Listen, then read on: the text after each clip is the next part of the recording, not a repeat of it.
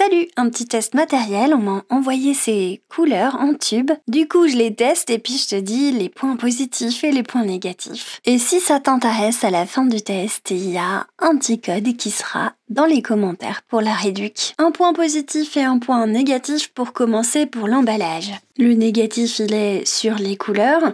C'est pas très correspondant avec la réalité, ce qu'on voit à l'impression sur l'emballage derrière. Le point positif, il est que l'impression générale, elle est quand même classe. Le design est assez chic et ça pourrait faire bien pour un petit cadeau. Deuxième point négatif de l'emballage, on a Kiaomei, la marque, qui est vraiment mis en évidence par rapport à Paul Rubens. Et je trouve que Paul Rubens, ça peut faire un petit peu plus classe pour les Français, donc peut-être à mettre en avant. Après, la marque veut améliorer l'image de l'aquarelle chinoise dans les pays européens. Je les comprends donc, il faut bien commencer quelque part. Le petit livret fourni, comme je le disais, les couleurs à l'impression, le nuancier, vraiment pas méga réaliste, désolé. C'est exactement la même chose sur les couleurs des tubes.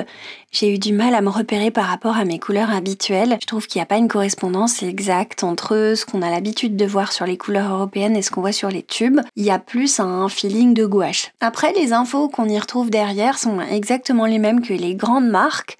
Donc c'est quand même très appréciable. On a pour chaque couleur la mention du pigment et de sa transparence. Il y a aussi des étoiles qui sont pour la permanence de la couleur, stabilité à la lumière, il me semble, ici. On va dire que c'est un gros point positif. J'ai l'impression aussi que la dénomination des couleurs est celle à laquelle on est habitué. Il y a un énorme choix de tubes, c'est des gros tubes. Donc comme c'est un cadeau, moi j'étais ravie parce que c'est pas les tubes de 5 ml auxquels je suis habituée. Certes, c'est dans du plastique, mais finalement, on est quand même content d'avoir des bons gros tubes. Ça doit être du... C'est quoi? C'est pas marqué d'ailleurs. Ça doit être du 15 ml. D'habitude, sur des palettes complètes qu'on achète là, c'est quand même du 5 ml, des tout petits tubes. Et là, c'est du 12 ml. Donc, ouais, ça fait le taf. Les tubes sont légers. Et j'ai remarqué qu'ils étaient hyper faciles à ouvrir. Donc, là, énorme point positif par rapport aux marques européennes. Honnêtement, ça fait quand même le job, ça. Bon, t'as vu que je suis en train de déjà tester les couleurs, j'étais hyper pressée. Le choix de jaune est parfait. On n'a que du transparent, basiquement dans les jaunes. Dans les rouges, ça sera pareil, il y aura que du transparent. C'est assez rare quand ils mentionnent, j'ai l'impression... Ouais, les couleurs opaques. Ils font pas beaucoup de nuances, hein. C'est transparent ou opaque chez eux. Il n'y a pas de carré coupé là, dans ces couleurs-là en tout cas. Celles qui m'ont envoyé. C'est une sélection où tu as opaque ou transparent. Bien. Donc, tu vas retrouver une sélection d'opaque et je te dirai ça au fur et à mesure dans le bleu et en gros dans les verts, marron et non. Par contre, je suis désolée, mais le blanc, il est tellement inutile pour moi que je l'ai même pas testé. C'est censé être un blanc opaque, ce qui pourra être utile à certains d'entre vous, surtout si vous n'avez pas de gouache blanche ou quoi. Bah, au moins, t'auras ça de dispo si t'as ce kit-là. Écoute, moi c'est vrai que j'ai même pas pensé à le tester. J'aurais préféré un ocre qui m'a semblé manquer un petit peu dans la sélection. Ça m'aurait bien arrangé. Là, je t'ai absolument pas bidouillé ou trifouillé la couleur. Elles sont comme ça, les couleurs. Elles sont méga présentes, brillantes. Et très transparentes. Donc franchement... T'as quelque chose, si c'était du maquillage, tu vois, un test de maquillage, t'aurais dit c'est dingue, il y a plein de pigments, c'est trop bien pigmenté, et ça se travaille trop bien au doigt, sur la paupière, et pareil, là, écoute, c'est des couleurs à l'aquarelle, mais elles se travaillent très bien, elles sont hyper transparentes, et en même temps, elles sont très vives, tu vois, très présentes. Je suis hyper surprise par cette qualité au dépôt de la couleur, de la couleur. C'est vif, quoi. Hein. Si on veut un résumé, j'ai des couleurs très transparentes et très vives. C'est le seul défaut, là, pour ces jaunes, c'est la Cambodge. On est sur un pigment qui est le pigment habituel, le PY153 pour du Cambodge, c'est classique. Elle est notée transparente et je la trouve un petit peu visqueuse au travail. C'est pareil que chez les marques européennes, donc je sais pas si je dois le mentionner comme étant un gros défaut, finalement. le choix des rouges est fou. Il est fou.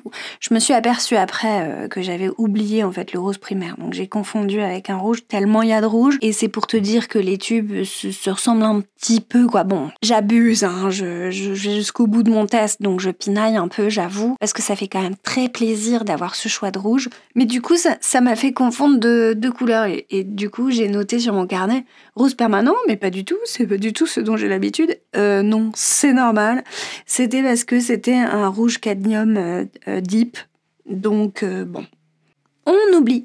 Donc, si t'achètes ça, pareil, gros point négatif pour les Français, il n'y a pas la traduction en français des couleurs.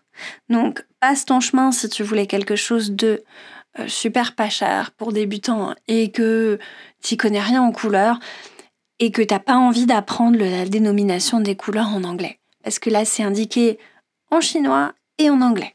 Après, tu as le numéro du pigment, hein. Par exemple, pour le jaune citron, qui correspond, il y a Lemon Yellow Hue, t'as PY 175. Donc t'es pas paumé, tu sais ce à quoi ça correspond.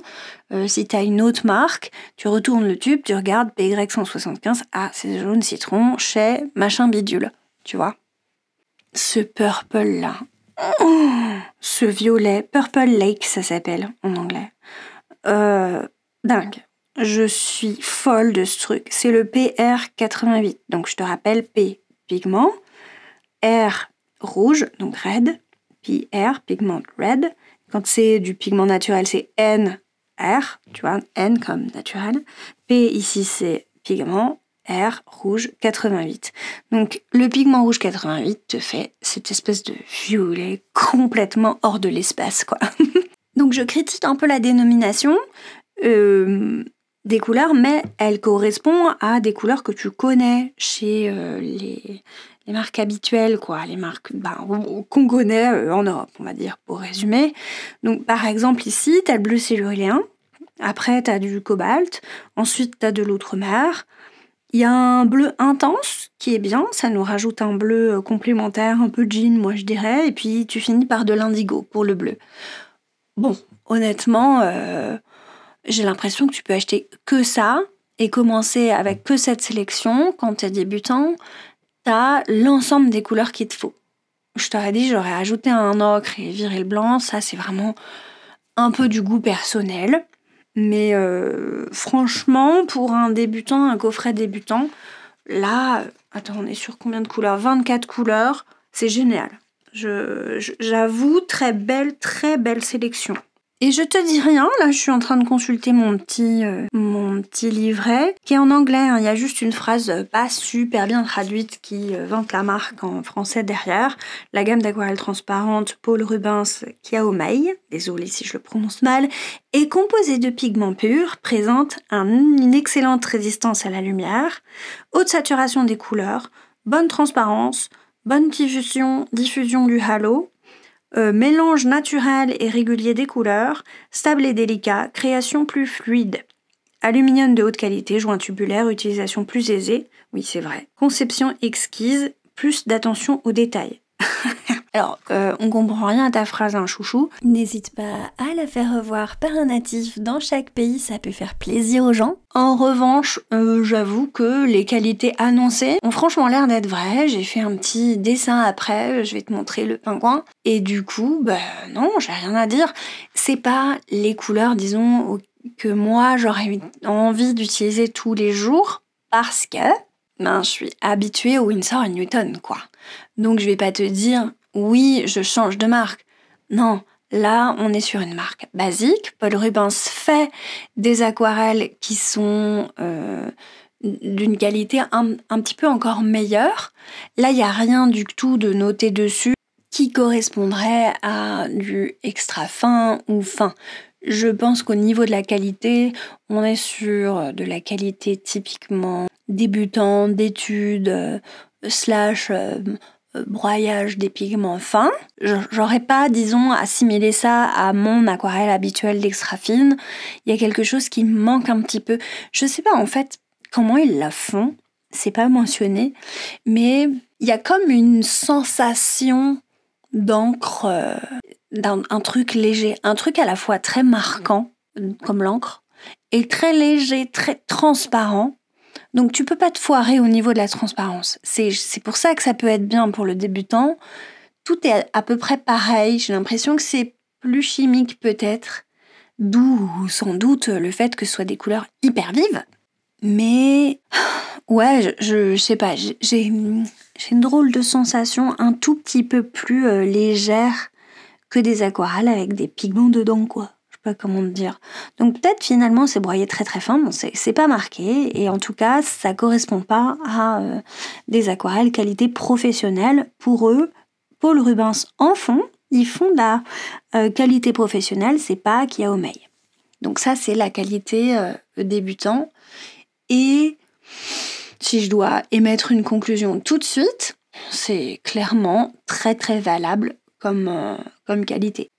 J'aurais envie que l'emballage soit pas en plastoc, que on ait comme ça quelque chose d'un petit peu plus quali à l'intérieur de la boîte, mais il y a beaucoup de produits, le truc est facile à ouvrir, les couleurs sont pures, éclatantes, transparentes. Non, on est sur une promesse qui est respectée, c'est vrai.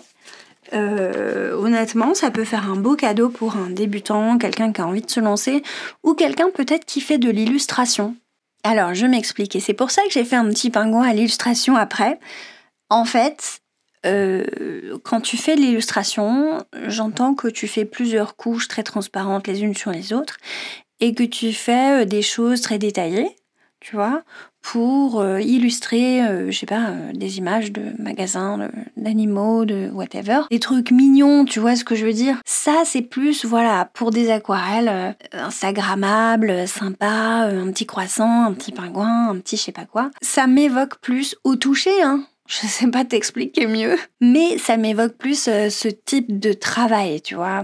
Peut-être la BD. L'idée que j'évoque, c'est vraiment qu'on va aller vers du dessin, quoi, du dessin illustré, et que ça va être très très efficace pour ça. Est-ce que tu peux faire de l'aquarelle classique, des vagues, des trucs avec, tu vois, un petit peu plus imagé?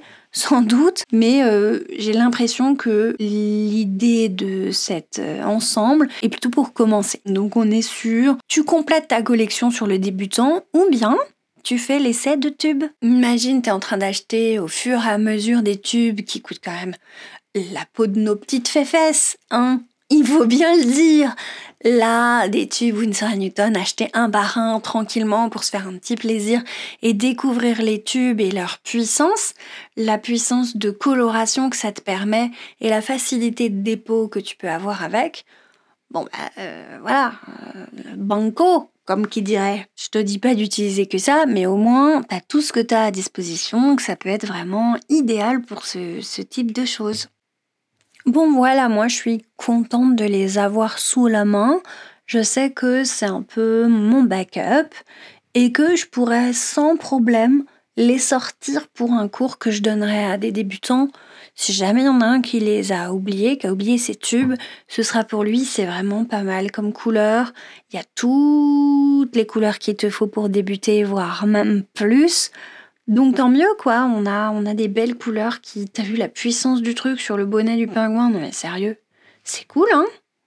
Moi, j'ai une petite tendance à préférer les couleurs rabattues, les couleurs naturelles, les couleurs... Mais c'est vrai que là, pour faire de l'illustration, t'as des belles couleurs vibrantes qui restent vibrantes au séchage. Donc ce serait un petit peu comme de la gouache mais ultra transparente, si tu veux. J'ai parlé d'encre tout à l'heure. On est plus sur en fait une encre très légère mais très crémeuse en tube, donc qui fournit vraiment quelque chose de à la fois très puissant si tu la prends crémeuse et à la fois très très transparente si tu rajoutes de l'eau. Donc au top quoi. Ça se fuse bien. En fait, j'ai pas eu envie de faire que l'essai des couleurs comme ça vite fait. J'ai quand même eu envie d'essayer sur un vrai truc. C'est pour ça que je te montre le petit pingouin adorable depuis tout à l'heure. Sache que c'est pas un dessin que je pompe à quelqu'un d'autre. Hein. C'est vraiment quelque chose que j'ai créé avec Doudou sur Dali, l'intelligence artificielle. Je n'emprunte rien à personne, sauf art. Donc, je tenais à le mentionner parce que je trouve ça un petit peu important d'être très clair avec les gens quand on copie quelque chose qui n'est pas à nous, de le dire. Là, je n'ai rien piqué à personne, donc je le mentionne aussi. Je trouve ça, important et intéressant à rappeler. Et si j'avais emprunté à quelqu'un sur Pinterest par exemple ou autre, je l'aurais dit. Voilà pour ce test de matériel. Ça m'a plu de le faire, ça m'a plu de le recevoir, c'était hyper agréable et sympa de la part du fabricant.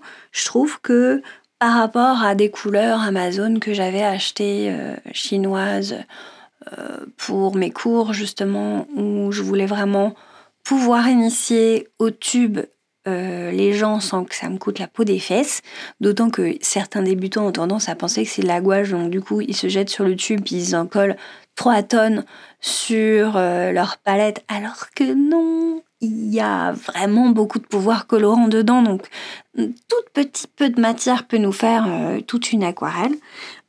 En fait, par prudence, j'avais acheté ces tubes-là sur Amazon, des tubes pas chers. Je voulais vraiment, pour l'initiation en fin de cours, par exemple. Et je m'étais vraiment vautrée, parce que c'était du granuleux dégueu, terrible. Là, il n'y a aucune couleur qui produit aucune granulation. Ce que tu vois sur ma palette à droite, c'est de la granulation sur un papier un peu spécifique qui est tout pourri, donc je m'en sers comme palette.